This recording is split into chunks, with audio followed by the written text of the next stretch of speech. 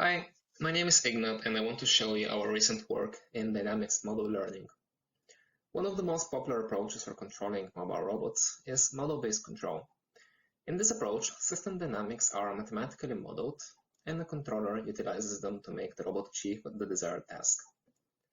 However, for this method to work properly, a highly accurate and computationally efficient model is needed to guarantee safe and optimal control. Furthermore, robot dynamics change throughout its lifetime, and the model must adapt to that. Traditionally, parametric models are utilized based on known physics, to which parameters are fitted from data. These models are explainable, efficient, and generalize well, but usually do not capture the full dynamics. Here you see a race car running in simulation using such a model. In the plot, we see the so-called GG curve, showing the car's longitudinal and lateral accelerations. The circle you see in red designates the empirical limits of the car. The closer the car is to them, the faster it is driving, but it will likely lose friction and crash if it goes outside the limits. Our parametric model here enables the car to drive fast, but is not exploiting its full performance. To do better, we can use the so-called non-parametric models that can use any function approximation technique to express the system's dynamics. These data-driven models can capture dynamics more accurately. However, they also generalize poorly to unknown state spaces. Using such a model, the car drives more aggressively and exploits more of its limits, but ultimately loses friction and crashes due to bad generalization. Both types of models have pros and cons, so which one is better? Well, we think both are better. Let me explain. We propose a semi-parametric model, which is part parametric and part non-parametric, combining the benefits of both. We utilize a dynamic bicycle model as our parametric part and a small two-layer neural network as our non-parametric part. This allows us to capture the generalization capabilities of parametric models and the raw performance of non-parametric models. Evaluating this hypothesis by training our model on data collected shows just that.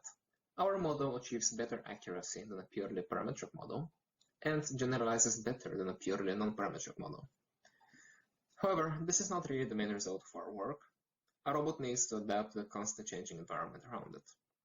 For example, a car's dynamics are drastically different on dry road and on icy road. We believe that such changes to the system dynamics should be accounted for by the model.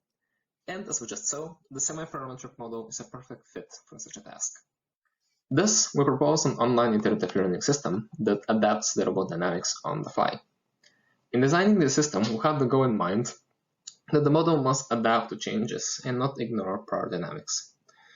The straightforward thing to do is to take the new data and use it to update the model. However, by updating the parametric part, we change the target distribution of the non-parametric part, resulting in the issue of non-stationary targets. To address that, we chose to update iteratively only the neural network. However, neural networks are prone to forgetting old data when new one is fed in. So we also have to feed in old data into the training process. We generate this data synthetically using a Gaussian mixture model. To experimentally verify our approach, we use a high-fidelity commercial simulator. The controller we chose for this experiment was the Model Predictive Controller, or MPPI for short, which is a derivative-free, sampling-based controller capable of harnessing our model. First, we use the trained semi-parametric model without iterative learning. We call this the normal scenario. Then we run the same model in simulation, where the dynamics are modified by a change of weight and a change of road friction. We call this the modified scenario. We show these two scenarios as they effectively indicate the upper and lower bounds of performance to which you can compare our approach. Finally, we run our iterative learning system in simulation and see that it successfully adapts to the modified dynamics and, surprisingly, even manages to achieve better results than the normal scenario. In conclusion, we presented a novel approach to modeling robot dynamics using a nonlinear semi-parametric model with a neural network, resulting in an accurate and computationally efficient dynamics representation. We used this model as part of an iterative learning system and applied it to a Model Predictive Controller in autonomous racing. We showed that our model achieves excellent accuracy and generalization capabilities, while also successfully adapting to changing dynamics. Thank you for your time, and if you want to learn more about our work, please refer to the paper.